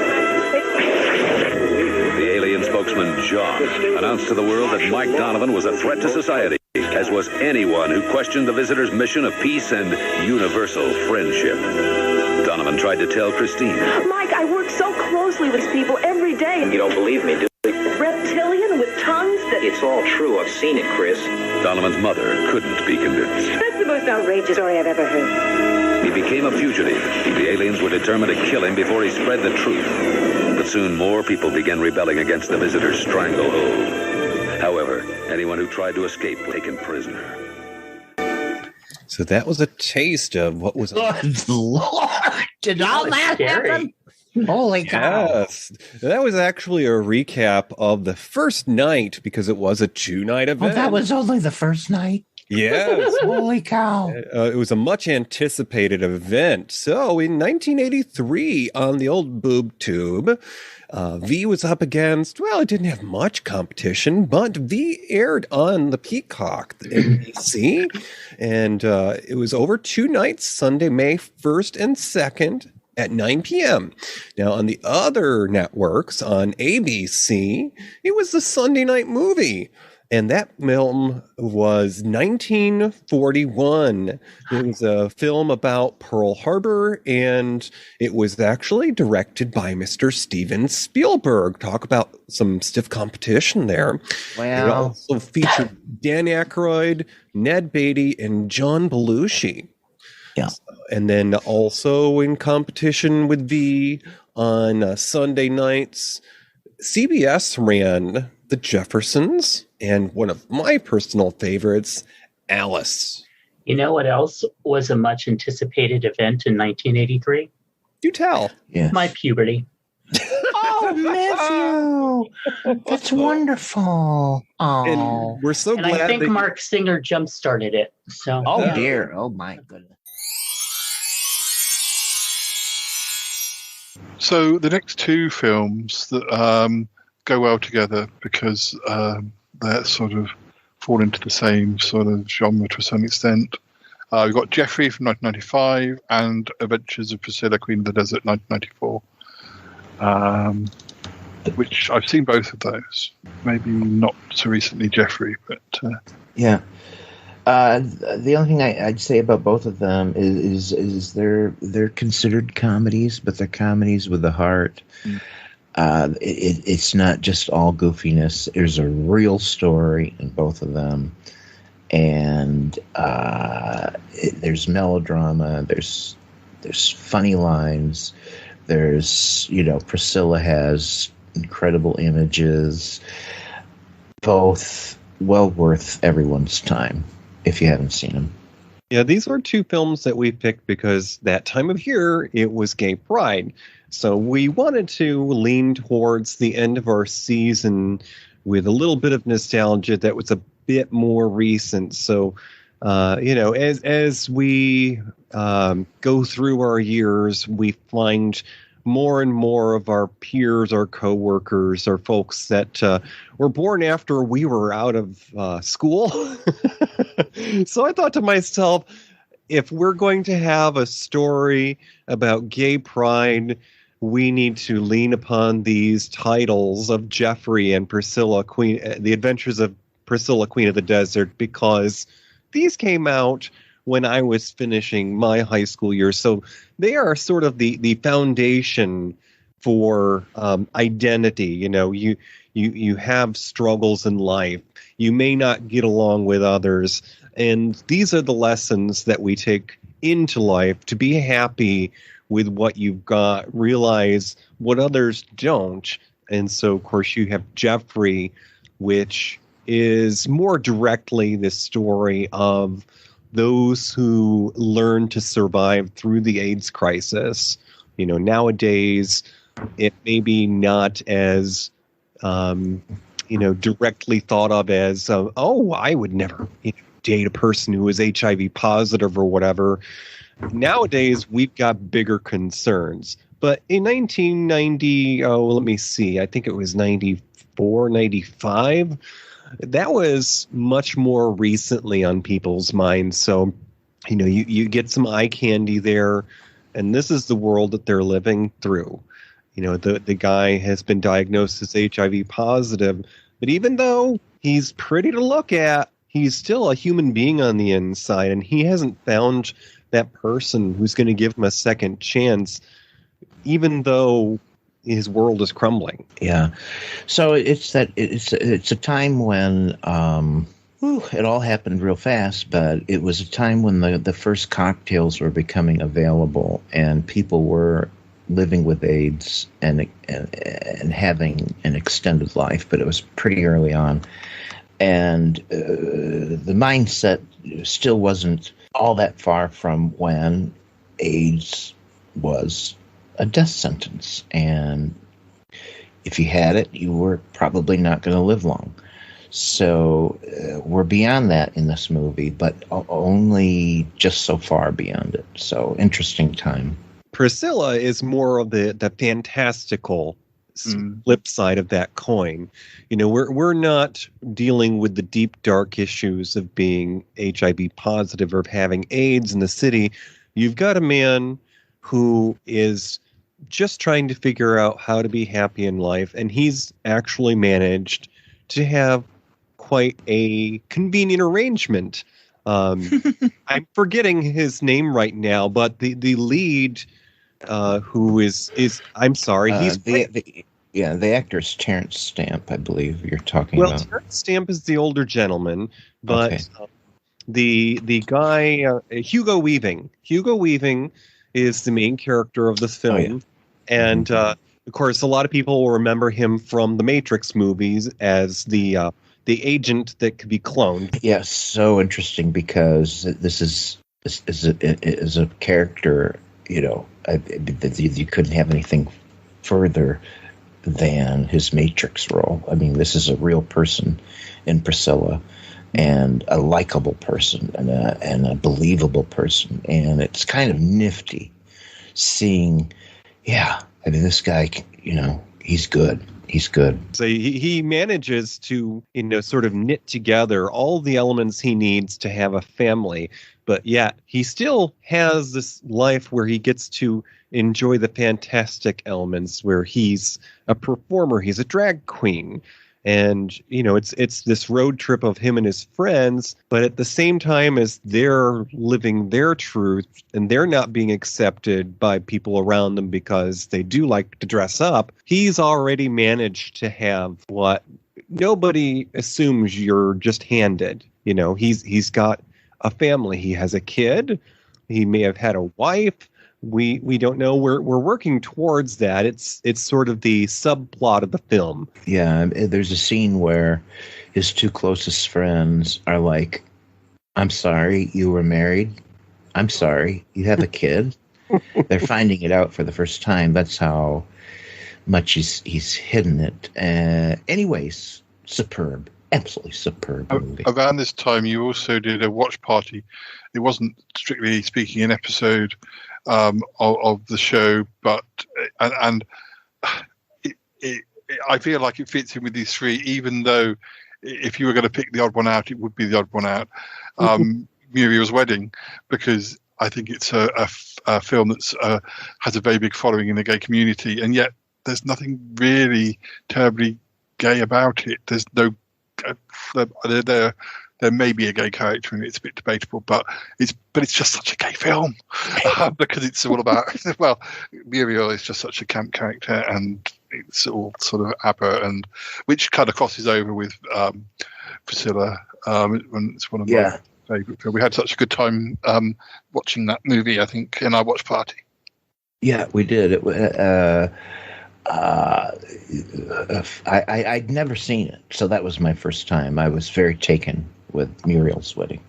It's one of those things that spoilt Toni Collette for me, because I've just never seen a film where I thought she was quite as good as she was in Muriel's Wedding. I've always kind of wanted to feel that excited by something she's done, and I've never quite got there.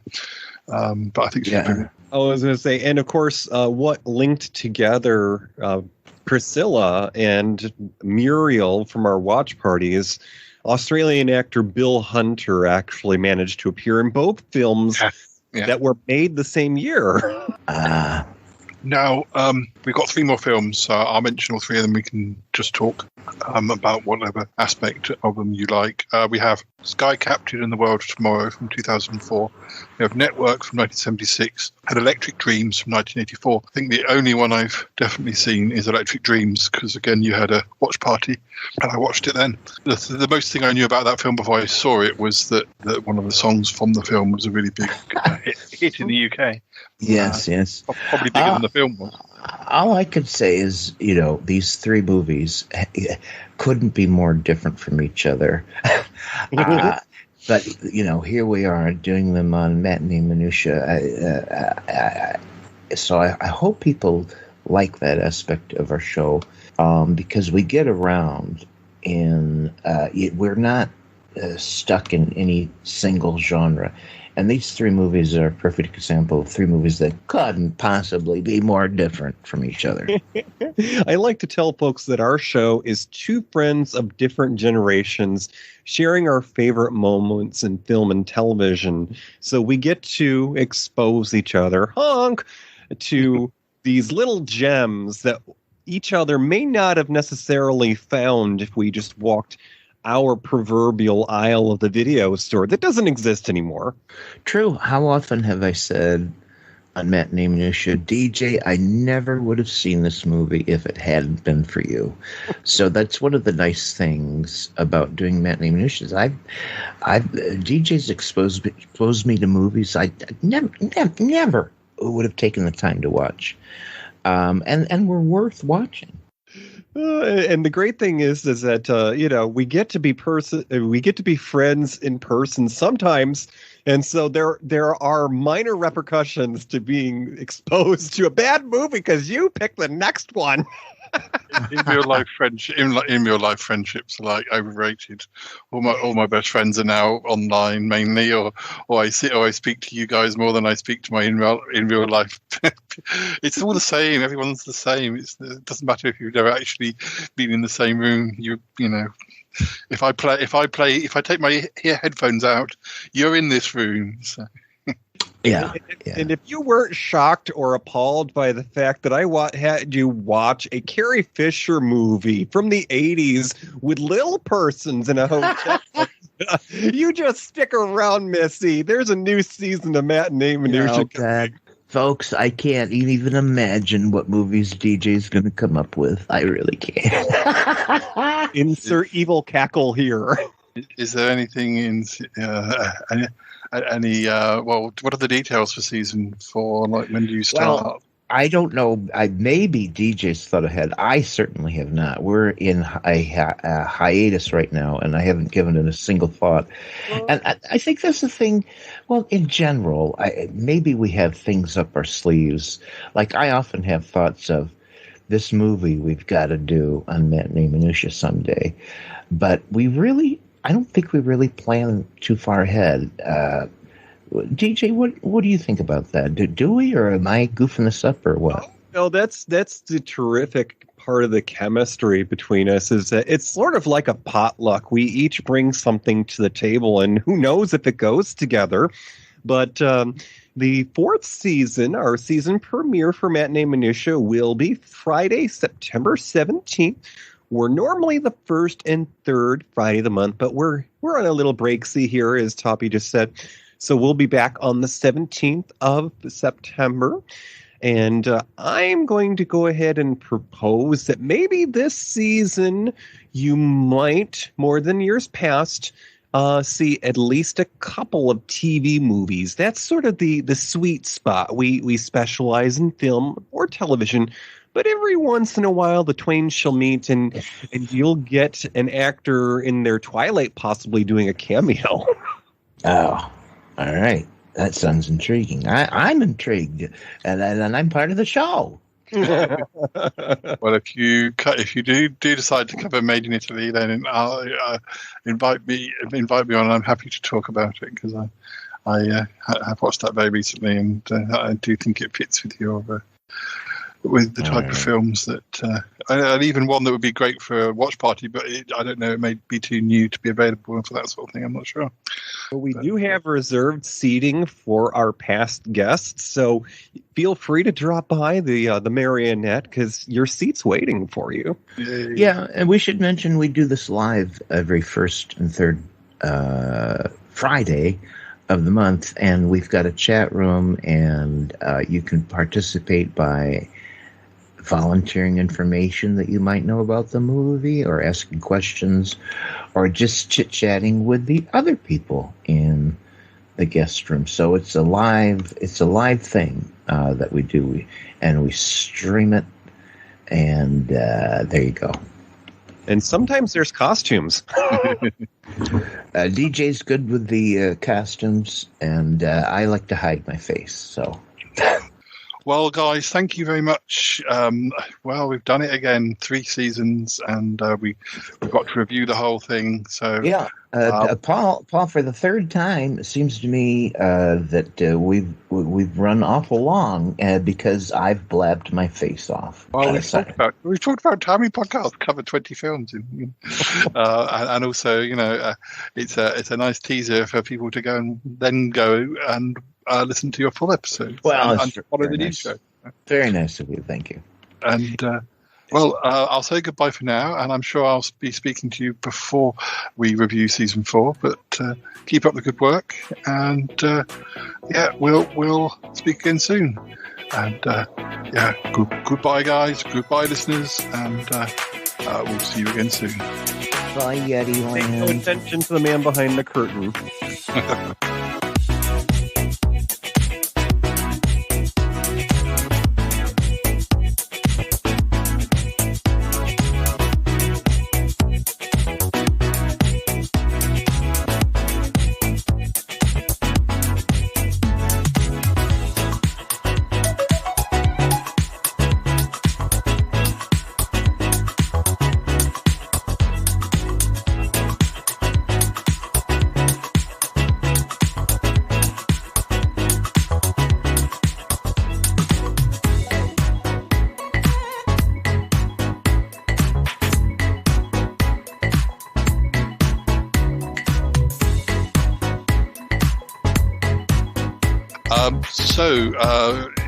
You know what we're like in the Charlotte podcast.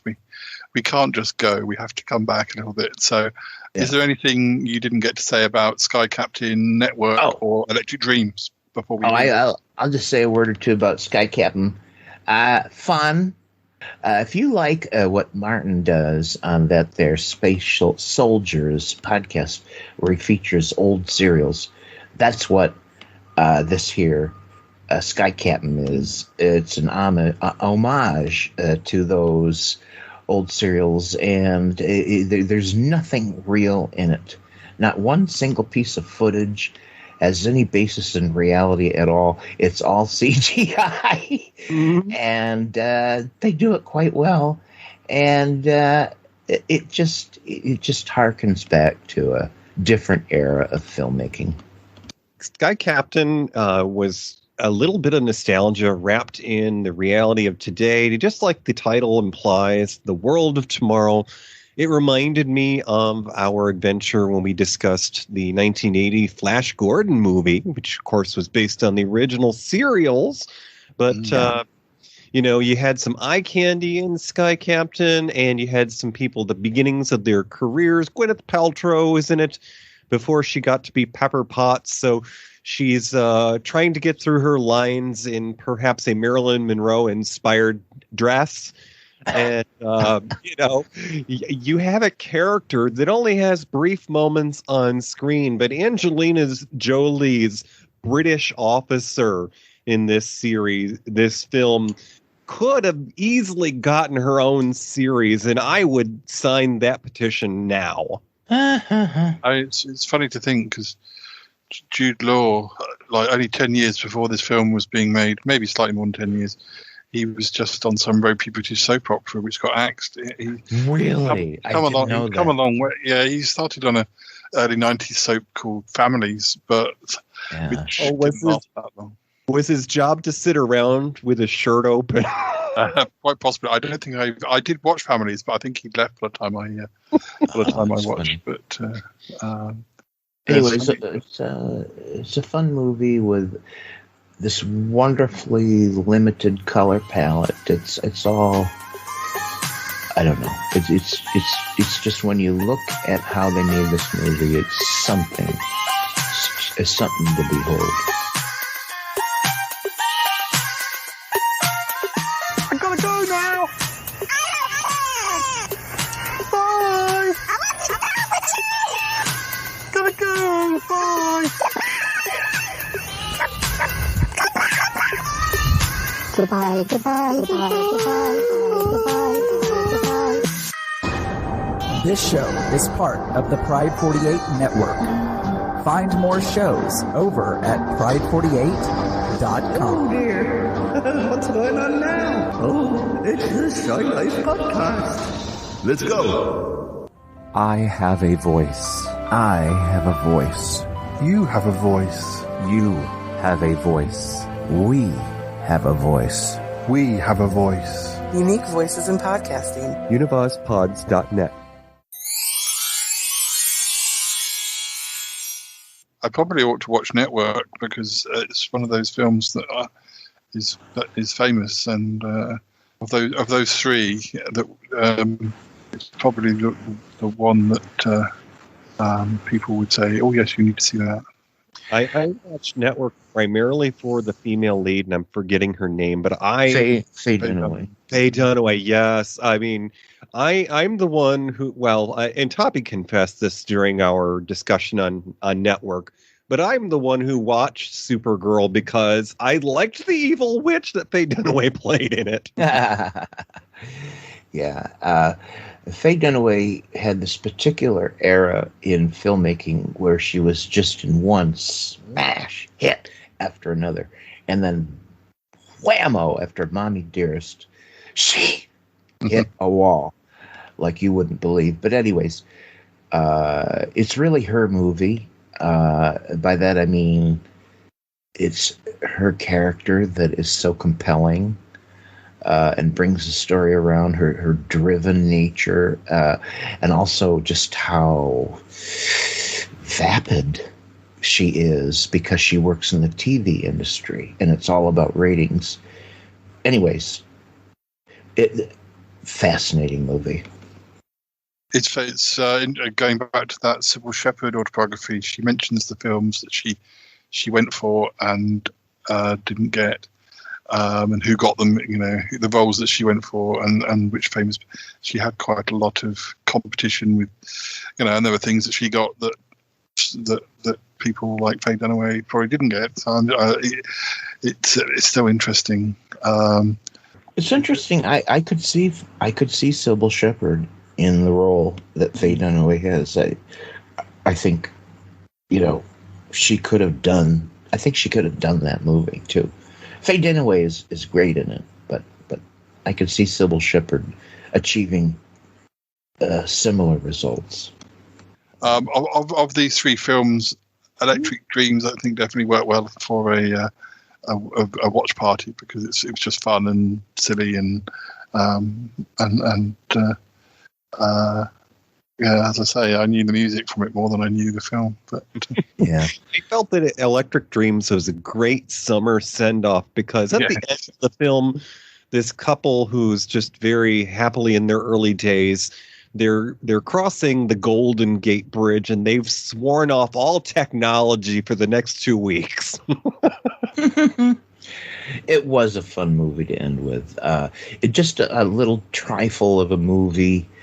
Very, very, very, very much of its time and place. And when you get a load of what the burgeoning internet was at the time, and where they thought it might go, and what could happen. Anyways, it's all very fanciful, but fun.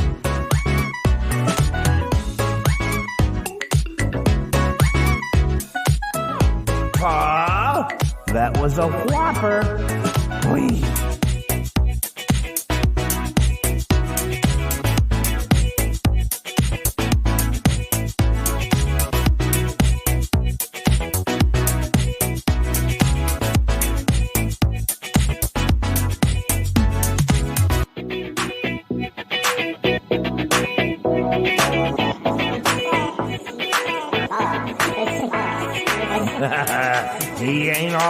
shy noob. I love it.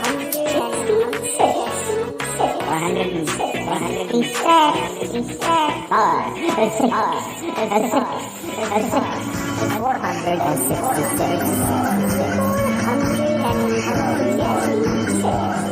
Oh my God, is this show over with yet?